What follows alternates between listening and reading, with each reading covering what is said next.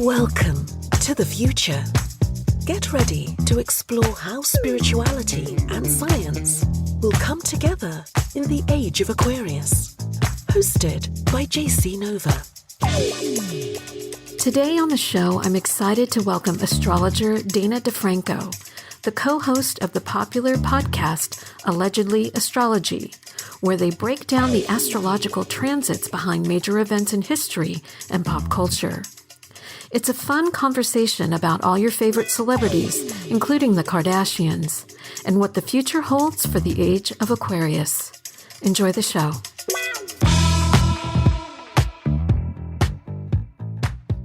Thank you so much for being on the show today, Dana. Welcome. Thank you so much for having me. I'm super excited to be here. Yeah, I'm ready to talk all about astrology and what's going on. What I'd like is for our listeners, they'd love to get to know you better. Can you talk a little bit about you and your story behind how you got into astrology and when you started your podcast and just more information about that? Yeah, you bet. So I'm from Chicago. I'm an only child. My big three are a Gemini sun, Sagittarius moon, and a Leo rising. I've always been interested in astrology. I think ever since Limited 2 sold shirts with the zodiac signs on it.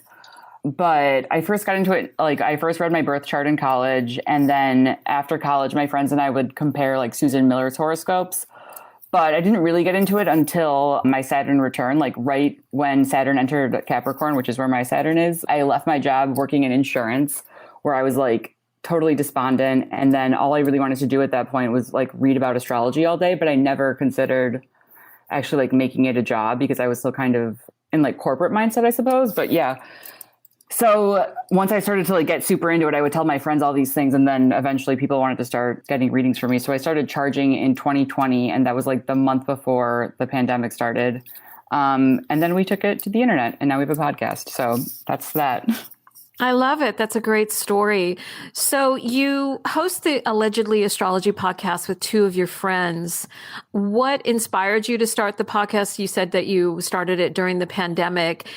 You cover a lot of true crime, scandals, gossip. What has been your favorite episode to date and why? That's really hard to choose, but if I had to narrow it down, I would choose two because I'm a Gemini. So I get to do two of everything. Of course. And I would do Nancy Kerrigan and Tanya Harding because I feel that really, to be honest, my favorite episodes are the ones that I really enjoy recording. So it's not always the astrology, but the astrology of this one is super interesting. The way their charts lined up is pretty wild. And also it gives you a lot of insight into how many Capricorn, there was the majority of planets were transiting Capricorn at that time. And that's where Nancy's midheaven is. And that's where she got, Capricorn is also the knee. So getting bludgeoned in the knee. It was just a very literal interpretation. And also it was just kind of fun to talk about because it's women athletes, but also kind of glamorous. And then I really enjoyed recording and doing the astrology for the Jeffrey Epstein and Ghislaine Maxwell episode. It's always interesting to do celebrity couples, but I feel this is more of a true crime episode, obviously. But we recorded this one with astrologer Cam White, who's really great. And so it was really fun to bounce ideas off of each other and kind of learn new perspectives and see where, someone else doesn't see. Some of the things that he said in it are already coming to fruition. And I believe that I predicted that Ghislaine there would be something fishy where it would seem like she was going to go to jail and then she wouldn't. And that's because she has Saturn at 25 degrees Capricorn, which is where Venus stationed retrograde in December. And so that was right around the time that they declared a mistrial. And I don't know, it's a big mess. But yeah, that one was pretty interesting to do. We also have another episode with Cam White. The guest episodes are always fun. Yeah, no, I think it's fascinating, especially the true crime aspect. So I have to ask you, do you think Jeffrey died of suicide or somebody took him out? I don't think he died of suicide. Me neither.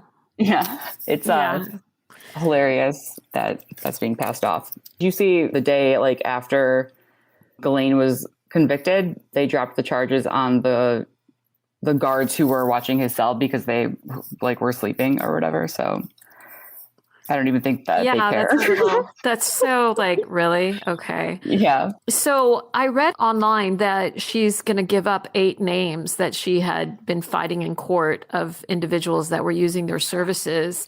And so everybody's oh my God, who are the 8 names going to be? Do you think they'll actually ever be released? No, I don't even know that that she will do that. I guess I'm super skeptical and kind of a contrarian. Astrologically, it seems like she's going to jail or to die, because with like her Saturn return being at the same time of this like Venus retrograde and this trial, it's sort of like a lot of things are converging, and there's an influence with her 12th house. And so her Saturn and her Capricorn placements are all in her 8th house, which has to do with like death and what we inherit. And so there's a lot of talk about how her run with Jeffrey, I guess is the shortest way to say it, is like basically in some ways inherited from her father. I don't know. But also like the 12th house has to do with prison. So it's like inheritance and death versus prison. So if astrology continues to be literal, then I don't know that we'll get to see it. But if someone gets it, I wouldn't mind seeing the like Gawker Black Book again. So I think people would really be interested to know, when you look at these kind of scandalous astrological profiles between these individuals, is there certain aspects that you see in the chart that stand out to you? You talk about the 8th house and 12th house, but are there any other aspects that stand out to you of like, oh, wow, there's some major karma here? Well, in like a regular individual's chart, unless there's a super tight Pluto placement or aspect, I'll ask people about it, but I don't focus on that very much, because Pluto is such a far out planet that it's more of like the zeitgeist than it is an influence on people's individual lives. But when people become a part of the zeitgeist or like, you know, public figures, then the darker planets, like Pluto's a very dark planet. It's like what's done in the shadows, and like it's basically anything that's like the underbelly of society. Or I mean, it's also like used for like holy transformation, because there's, you know, two poles of everything. But Epstein, I cannot remember his exact Pluto placement. I could actually get that to you later. But something that is interesting that I've noticed is that a lot of men involved with that particular scandal had Venus conjunct Mars. I think Prince Andrew, Epstein, and Bill Clinton all have it in like a pretty close conjunction, which is interesting, because Venus is traditionally it's young women and Mars is sex. So it's like, I mean, it's very reductive, I think, to just say that, but that was one that I thought was interesting. And like on our website or on our Instagram, we do celeb lineups for like if there's a transiting aspect, so Venus conjunct Mars. And I never want to put all those together because I don't want to freak people out, but I do think it's weird when that happens, and it's kind of an interesting thing to look at. So you mentioned Prince Andrew. So do you think I mean, even though the judge is saying, yes, you know, he has to, I guess, stand trial for what happened, do you think he'll be found guilty?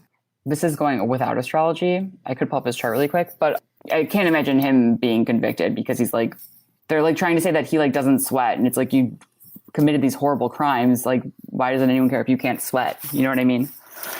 In the UK, I think the legal age of consent is like 16. Oh, interesting. I think they're going to probably try to use like, oh, he thought they were in a relationship, or, you know, oh, it was consensual. Would she have been sex trafficked then, though? Yeah, no, I totally agree. But you know, I guess that would be not process. Her, or not him doing it. Yeah, that would get him. Interesting. Cool. Yeah. That's great. Great news. Yeah. So I just find out, or England will be like, no, we're not sending him back. So, you know, we can't do that. So it's fascinating and horrific at the same time. It's like watching a car crash. Truly. You can't turn away. So to get on another topic, like what do you think are some of the biggest misconceptions around astrology? That we think we're scientists is one that I keep seeing pop up, like people saying that astrology isn't science. Like, I have never met an astrologer who says it is, although astrologers tend to like, I wouldn't say that we're not scientists, unless it's like an exact weather event. Behavior is like kind of an interesting thing, right? So if I tell someone, oh, you're going to get into a relationship, and then they did, I was right, but there are so many other events that had to occur, right? I don't know, like in terms of like the scientific method, I feel like there's a lot more.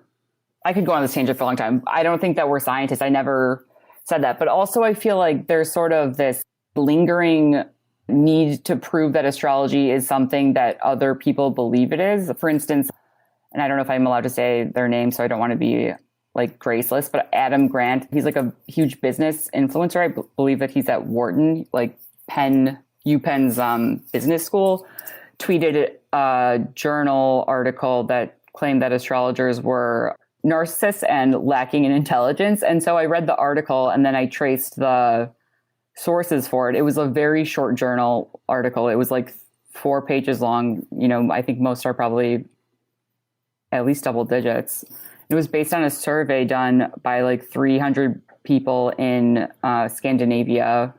So these people had to opt into taking a Facebook survey. So I'm imagining that this article, which was platformed by a major business influencer, I'm not sure, a professor of business at an acclaimed school, was done on like SurveyMonkey on 300 people who were, on Facebook during a pandemic.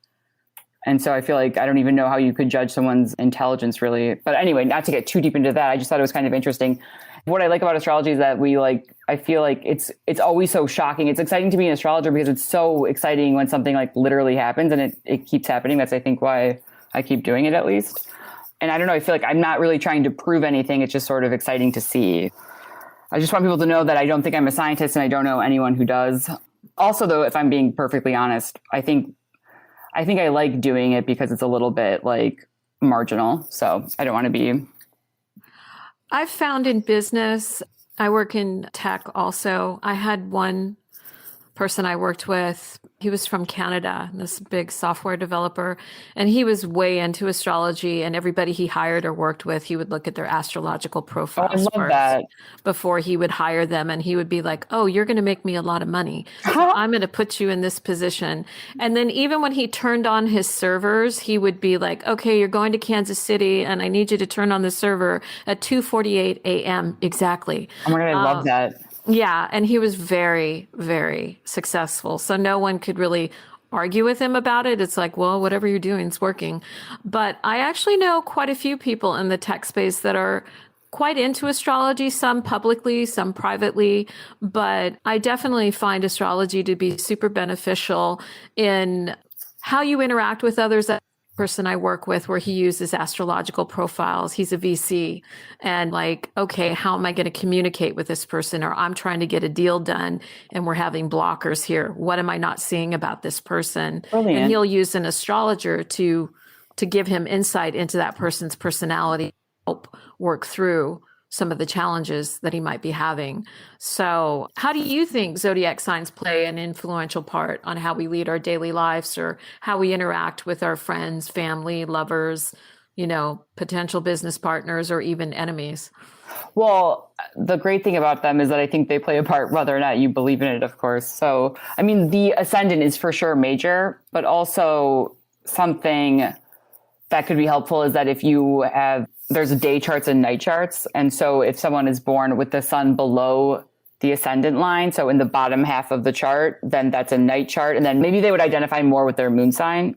Also, their life might be more influenced by lunar transits. And then someone whose sun is above the ascendant line, like on the top half of the circle, if you're looking at a birth chart, they would be a day chart person. And then their sun sign is more likely to be their sign. So that's just something that I found, well, I don't find it's like an ancient protocol, but that's like one helpful way to look at it. But I feel like Sarah, my co-host, she's a Capricorn. She has a major Capricorn stellium. She has several planets in Capricorn. And when we do meetings, she has like everything is color coded and she has so many Post-it notes and she's so organized and it's awesome. And I'm kind of more like flying by the seat of my pants. I'm a Gemini. And Elise is an Aries and she's like very much into like go. She loves emailing people and stuff, which I mean, I hate emailing. So to me, that seems so really assertive. I actually interviewed Susan Miller. Oh, really? Yes. I love her. Oh my God. That's awesome. She's a legend. Yes. We talked about how she gave me a statistic that 70% of people marry a zodiac sign similar to someone in their, close family, like parents or grandparents. Because we were talking about, like in my family, we're like a bunch of Virgos. It's me, my mom, my grandpa, and her 2 brothers. And my son's father is also a Virgo. I'm like, oh my God. So that's so much Virgo. Is your son a Virgo? No, he's a Cancer with moon in Gemini and a Scorpio rising. I think. Oh my God, I love that. Probably. So. But have you ever found some of those kind of interesting statistics or like, you find families, like some people might say, oh, I have a lot of friends that are Leos or I always date Libras. Do you see that in some of the charts? Yes. So one of my friends is a Cancer and she was always talking about how all of her friends were Geminis. And then when I finally read her chart, I realized that, I mean, so yeah, this is true, but she had Venus and Mercury in Gemini. So, and her seventh house. So her house of partnership is there, and she married a Gemini.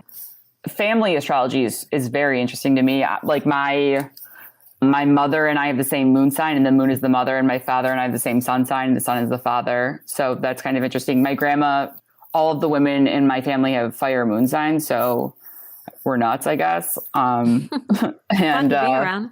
Yeah, definitely. But I have a lot of Capricorns in my life, which is interesting now that I think about it. But you need someone to help you stay organized. For sure. Because, yeah.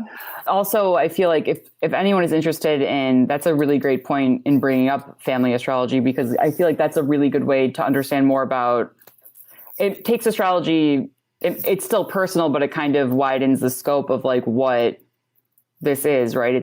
Astrology is a great tool for a bunch of things, but one of them is also kind of like understanding your lineage. Like, okay, so if you have this, maybe grudge against a family member or a random enemy, something I do is like, whenever I don't like someone, I make myself like consume their content, earnestly and try and see if I like them. So I feel like it's kind of in the same line to sort of be like, okay, well, we have like the same wound, or the same, here's like an understanding, like we get this. And even if we don't talk about it, I know that we get it. So there's sort of this understanding there. It just creates like a, space for grace and empathy, I guess. Yeah, I really find astrology helps me understand people better and look at it from a different perception, especially when you're communicating with someone. If you have a different style of how you resolve conflict, or, what your value structure is, I think being open-minded really helps you learn and grow as a person. I want to go into the next question of like the age of Aquarius. A lot of people, obviously, some people think we're already in it. Some people are saying not yet. I'm just curious, what does the age of Aquarius mean to you? Broadly, I would say it is just virtual as opposed to physical reality. I looked up astrological ages because I hadn't actually really learned that much about them. And I was trying to figure out how they were determined. I thought maybe there are definitely ancient ways that they were determined, but among astrologers now, there's a lot of like disagreement about what would constitute an astrological age.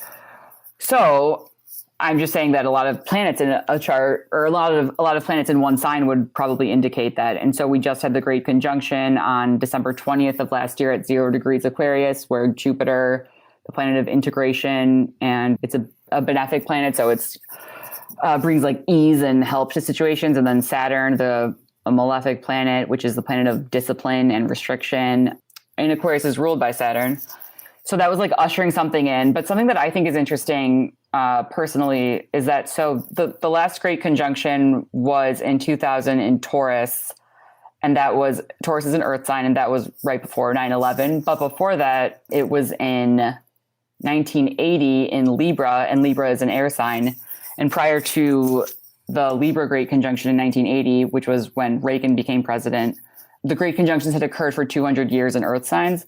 And so with Libra, or with the Great Conjunction in Libra, Reagan declared a war on drugs, which, to my knowledge, to be honest, I haven't like done a ton of research. I feel like it's the first like great war on an abstract enemy, kind of with like an abstract ideal in mind. And I feel like that might be something that I think symbolism is becoming maybe, more, the primary focus is like the symbol as opposed to a tangible war, which I don't want to get too well, I think conceptual. The next wars will not be fought with boots on the ground. It's going to be virtual. It's the cyber attacks and different things like that, which is very Aquarian. I love Aquarius. I'm not trying to dog Aquarius or air signs, but I do think that with air, it's going to be intellectual. I agree. It's more in your head. Yeah, moving just to like the virtual reality, which I think will probably give people like a hunger for like sort of the community again, because Aquarius is also about like networking and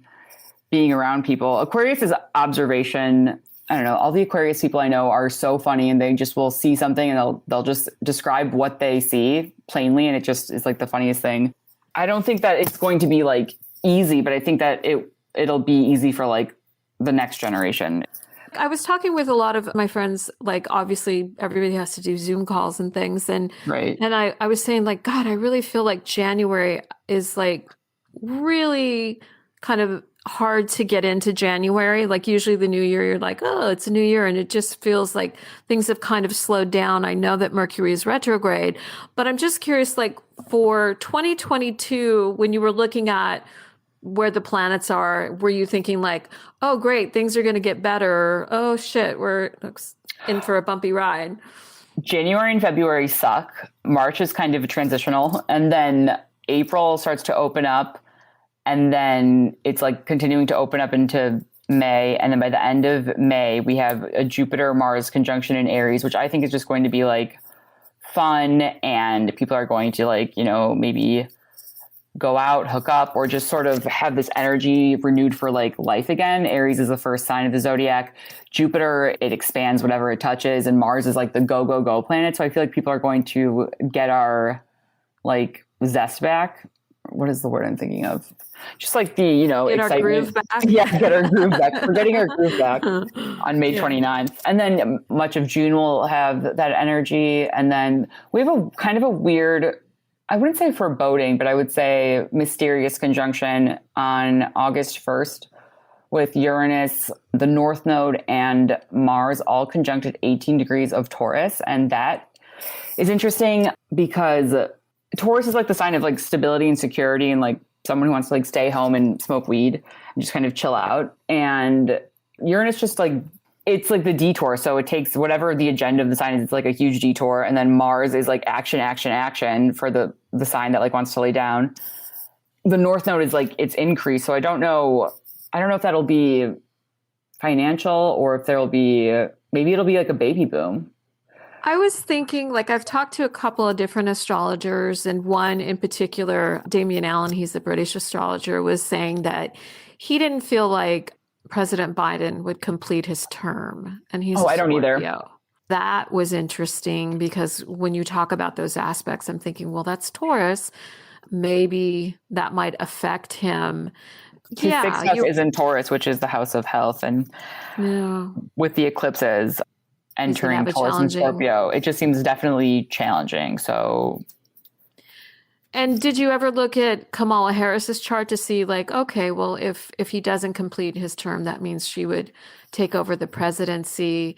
Have you had an opportunity to look at her chart at all?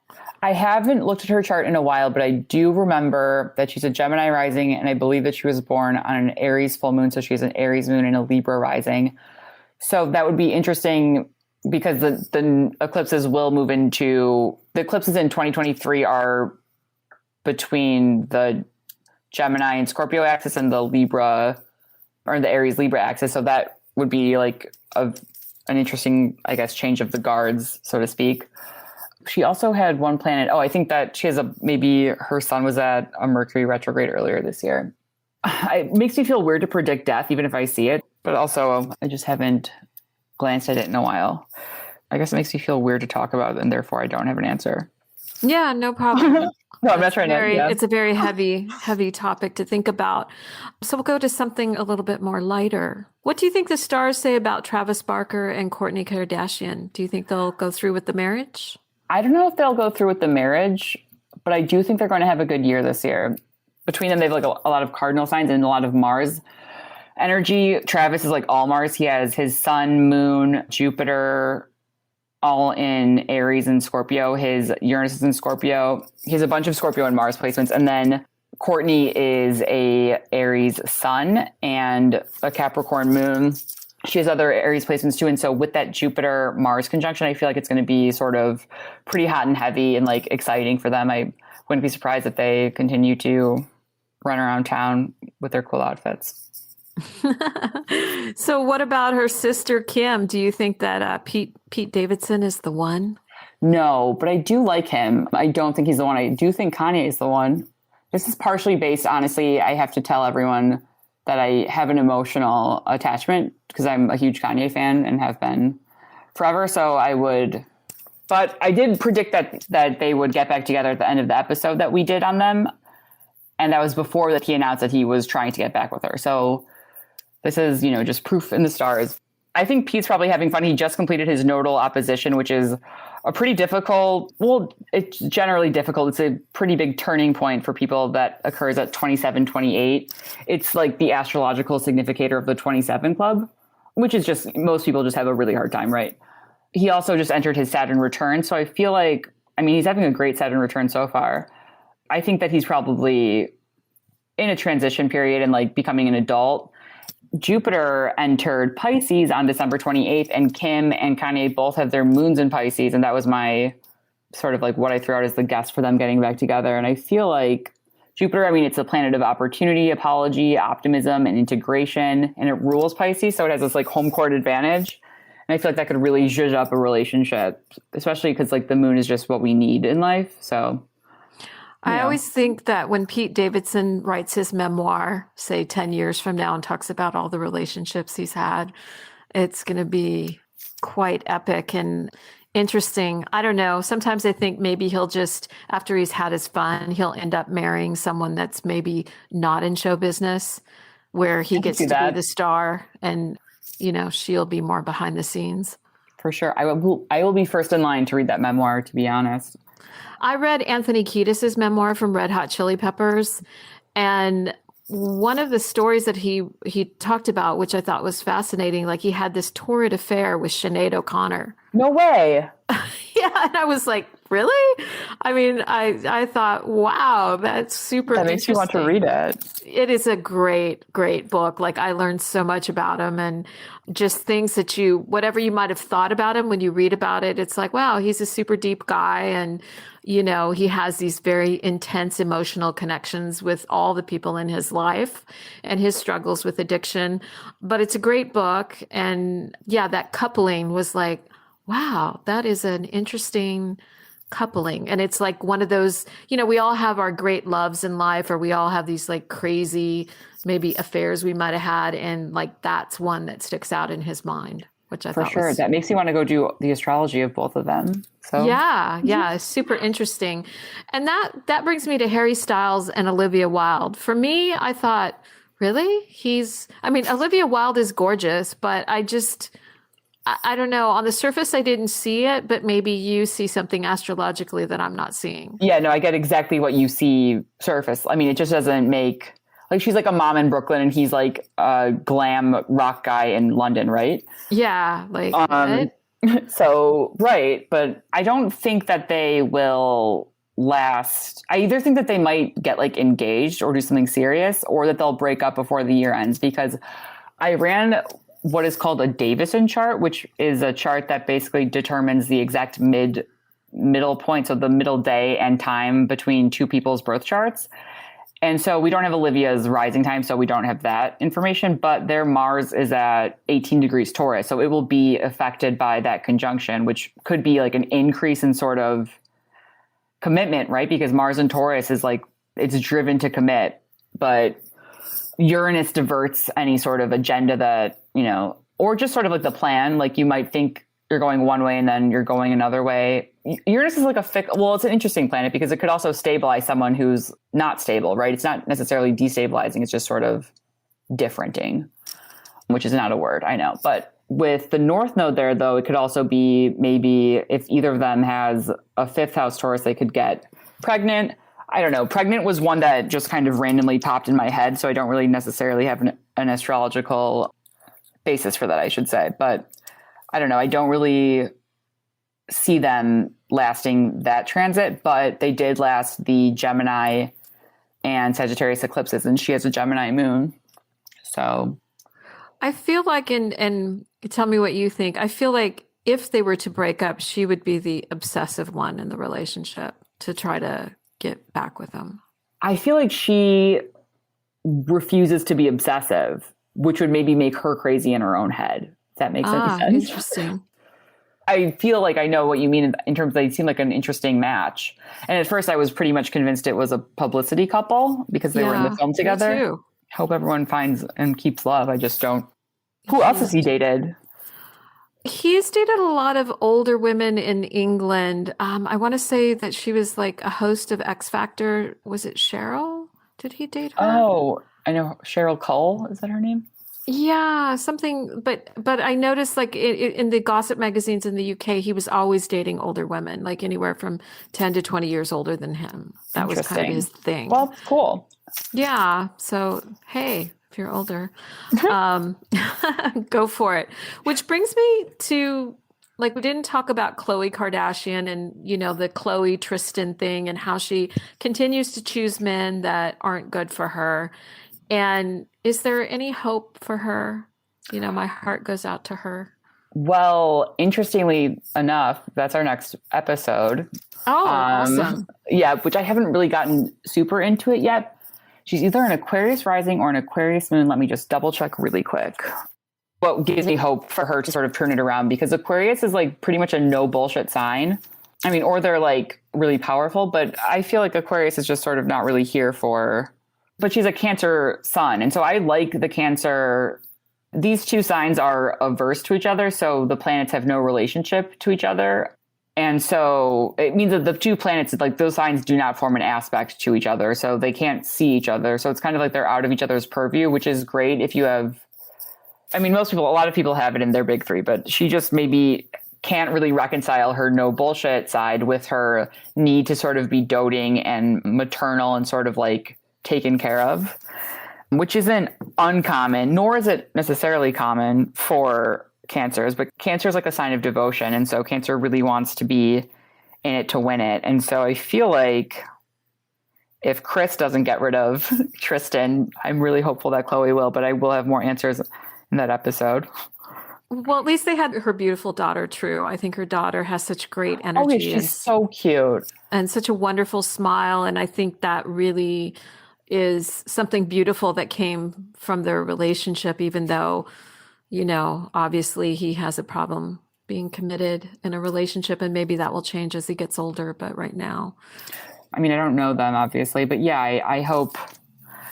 It just seems like she's had a lot of like bad runs. And so I like the Kardashians. Even if I didn't like her, I would wish her well, but she's an Aquarius rising. So she's actually going through a ton of changes. Like her entire perspective is changing. That great conjunction occurred in her first house. I mean, I know that we had the whole year. Maybe she didn't know, but with just Saturn there, it's like the drill sergeant sort of being like, this is what you need to change. Like you need to discipline yourself, or just sort of the drive to discipline yourself in a different way. And so I don't know. I hope that she is happy. Yeah, we all wish her love. She seems lovely. My last question is about other people looking for love in 2022. Obviously, the last 2 years of the pandemic has probably put a damper on a lot of people's love lives if they're single, or maybe brought challenges in their relationship. I'm just curious, because of all the new technologies coming out, there's the metaverse and virtual reality. And I've just read like Tinder and some of the other dating sites are going to be creating like these virtual worlds that you can go into and, meet up with people in virtual bars and all this fun, crazy stuff. So I'm just curious, from an astrological perspective, how do you see relationships changing and evolving, or anything that listeners should know about? I hope this is answering the question. I feel like that this is, once we get to April, it's going to be really good for in-person meeting. It doesn't sound appealing to me to meet in a digital bar because I need to get an idea of someone's body next to mine. So I'm not saying that if you're going to do a digital date or if you're going to go do a regular date, I would do one on April 30th because it's a Saturday and there's a really beautiful eclipse. Most eclipses are often not so exciting. And so this one is in Taurus. It's a solar eclipse. So the sun and the moon are conjunct in Taurus. Taurus is ruled by Venus, and Venus will be conjunct Jupiter in Pisces at the exalted degree. So in the most, like Jupiter and Venus are the two most beneficial planets in astrology. And so when they're at the exact degree, like their energy is combined, and it's ruling this eclipse transit, which the eclipse is it's like sudden beginnings, sudden endings. And it's just sort of this energy that's like sweet, just like juicy and happy and sort of really like fruitful for the future.